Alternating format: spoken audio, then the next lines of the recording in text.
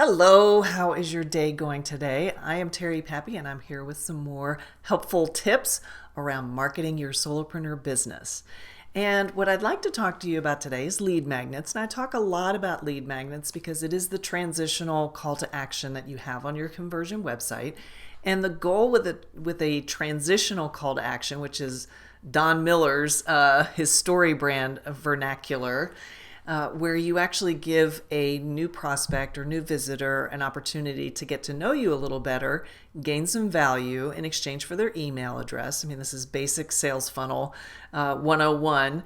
And it's also a way for you to start facilitating how they understand and know what you do in your business. So this is kind of like a nuancy thing. A lot of folks that create lead magnets go straight for excuse me, they go straight for the value. Like, here's how you can solve that problem. Here's 5 easy steps to do this. Here's it all laid out, or here's a video series on how you can conquer that challenge that you're having. Those are great. Those are like the top level best. The more it's about helping your prospects make some transition, make some quick wins, the better that is for you.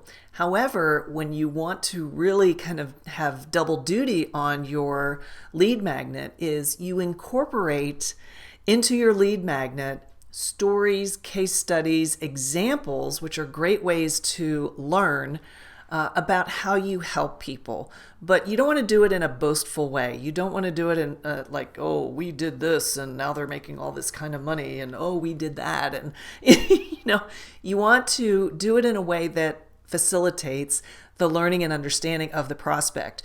Sometimes this can actually really add value to the helpful information you're already giving because it gives them greater context. So when you're using story framework, when you're looking at what you're doing to try to help that prospect take that next step with you, bring in a little bit of examples on how you work, where you've done a big save for a client, some of that, peppered in so there's some greater context and they actually understand, oh, well, that makes sense.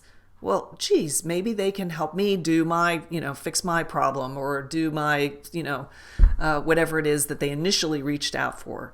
It's also a great way for you to siphon off the tire kickers. The folks that are really just kind of looking at what you're doing and how your lead magnet looks or whatever, because those people are out there. I mean, the digital landscape is wide open. It's the wild, wild west.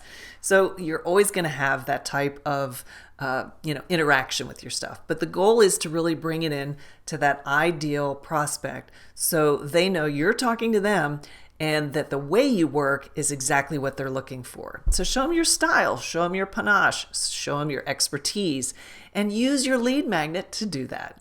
All right, hopefully this tip was helpful to you. And if you have any questions about it or want to see some examples of lead magnets where I've done this, reach out to me at terry@better3.com. I will see you next time. Oh, and don't forget, watch. It's a podcast. How can you watch a podcast? Well, anyway, we're not going to get into that. So check out Simplify and Multiply. And if you have any questions, reach out to me. Thanks again for watching. Bye-bye.